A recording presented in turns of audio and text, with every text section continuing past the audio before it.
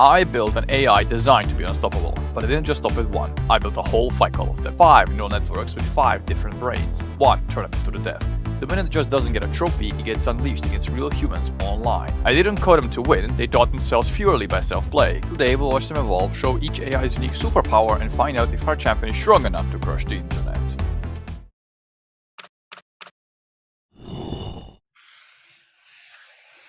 So, how exactly does a pile of code teach itself to play a game? To explain this, meet Lila. Lila loves me very much, but she doesn't understand human language. However, she does understand the concept of good and bad. When I say sit, she has no idea what that word means. But if I guide her down and give her a treat, she connects the dots. The sound sit plus the action of sitting equals a reward. The opposite is also true. If she poops on the floor, she gets scolded, which she hates. Therefore, Lila learns to do more of the things that give her treats and less of the things that get her scolded. This is exactly how reinforcement learning works. At the start, our AI is totally clueless. It drops chips randomly and doesn't even know the rules. But every time it accidentally wins, it gets a digital treat, a +1. Every time it loses, it gets a scolding, a -1. After repeating this process millions of times, the AI starts connecting the dots, transforming from a confused puppy into a first challenger, the core DQN. We will call him Rocky. He's a classic brawler. Rocky trains by sparing against a clone of himself, constantly swapping between player 1 and player 2. This ensures he's always matched against an opponent of equal strength, forcing him to constantly invent new strategies just to survive. With all that training, he's aggressive, he hits hard, and he knows the basics of a fight. But he has a couple of weaknesses, including a massive ego. Because he relies on simple rewards, he tends to overestimate his own strength, thinking he's winning right up to the moment he gets knocked out. To build a true champion, we need something smarter than just brute force. To fix Rocky's ego, we built our second challenger, the double DQN. Think of him as the tactician. While Rocky blindly trusts his gut, this bot uses a clever trick. One network picks the move, and the second network has to validate it. This is exactly like Sherlock Holmes consulting Dr. Watson on opinion. This constant second opinion eliminates the overconfidence, making him a cold, calculated player who's very unlikely to make unforced errors. Next up, we have the Joker, running on noisy DQN. Standard AIs can get stuck in loop, playing the same boring game over and over and over again without actually learning anything or trying anything new. But this network has randomness injected directly into its brain. He doesn't just calculate, he experiments and tries new things. He's chaotic, unpredictable, and sometimes that sheer madness is exactly what you need to break a stalemate. Then there's the Psychic, built on the Duelling DQN network. Most bots just look at a specific move in front of them, failing to see the bigger picture. This one splits its brain in two. One part judges the move, while the other judges the entire board. Think of it kind of like Neo looking beyond the simulation, being able to see the matrix in the code. He can sense if a position is dangerous long before the game is actually lost. Our last contender is Obi-Wan Kenobi, using Prioritized experience replay. Rocky wastes time remembering every single boring game he's ever played, including the ones he won. But this bot acts as a wise master. He ignores the easy wins and only focuses on the games where he blundered terribly or his biggest mistakes. By obsessing over his defeats, he learns much faster and more efficiently than anyone else. Who are you? Halloween was a month ago, buddy. Whatever, we need to film on the spot in the tournament. Get in here, stranger. So, the roster is set. We have Rocky's brute force, Sherlock's accuracy, Joker's chaos, Neo's vision, Obi-Wan's wisdom, and whatever this guy is. Now that our contenders are ready, place your bets on your favorite network, and let the tournament begin!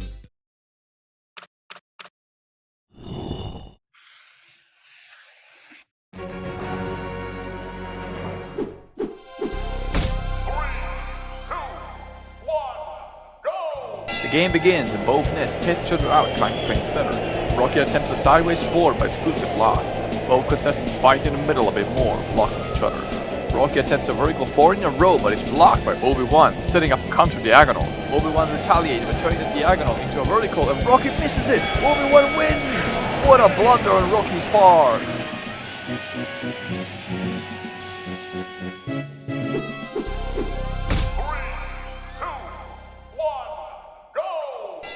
And the game begins. It seems the center column is the crowd favorite, with both nets again pile in the center upwards. And what is this? A double trap forms! Guest has a diagonal while Neo has a horizontal threat. Both are one block up, meaning whichever one places the marker in there first loses. Both the Guest and Neo net's Q values are extremely negative for that spot, meaning they both understand the risk. They choose to place tokens on the side, avoiding the depth column, neither being able to claim an advantage elsewhere. What's this? Another double trap, meaning whichever drops a token in there also loses. The Guest claims the last save spot. Neo has no choice but to enter the trap and forfeit, and the Guest moves on to the semi-finals!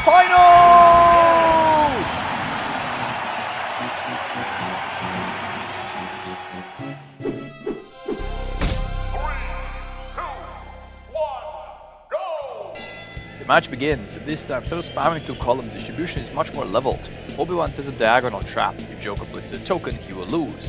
Joker pretends he can't see it, placing tokens nearby, then walks into it anyway. This is madness even for him. Obi-Wan claims victory without breaking a sweat. 3, 2, 1, go! Welcome to the last match of semi-finals. The battle begins on the center column. Our guest attempts a 4-way diagonal, but it's blocked. Shadow tries building a vertical for Rhea, but he accidentally sets up a diagonal for the guest, and the guest misses it entirely, proceeding to build a vertical line. His Q value for the diagonal is so low he can't even see the victory in front of him. Maybe the first game was just luck. Sherlock doesn't see danger. What is this game of mistakes? Finally, the guest sees the column and enters the finals against General Kenobi. Congratulations, you two are the round finalists. Hey, you guessed. What kind of reinforcement network are you anyway? Who is under that sheet? Stand still. Kirby, what are you doing here? This is a Connect-4 tournament. What are you doing? Wait, no, don't do that! Kirby just ate all the other networks, absorbing their power. Indeed, Kirby was a Rainbow DQ network the entire time. The most powerful DQN, combining all the other improvements. Obi-Wan, I hope the Force is with you because the odds certainly are not. Let's go into the grand finale! And the fierce battle begins as the contestants fight over the center. Both Obi-Wan and Kirby are trying to claim the center pillar, but unsuccessfully. It seems that they both are interested in placing up horizontal traps at the top of the field. Right now we have 2 traps. We have a horizontal trap.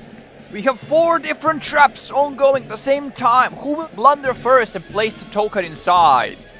As the battle continues, Kirby places the token in, allowing Obi-Wan to claim the diagonal victory. What a blunder and a magnificent victory for Obi-Wan and Pearl. So, how did the Ultimate Lifeform lose? It turns out more isn't always better. By absorbing every single bot, Kirby didn't just get their strengths, he inherited their voices. Think about it, he's got the Joker in his head screaming to try a random move. He's got Sherlock shouting to play it safe and double check everything. And he has Neo telling him this is all a trap. This was evident in Kirby's Q values. They were all over the place because internal personas can't agree on a strategy. While Kirby was busy trying to shut them all up, Obi-Wan, who has a single hyper-focused goal, just walked up and won the game. Now, let's unleash our champion and hopefully beat some humans, shall we?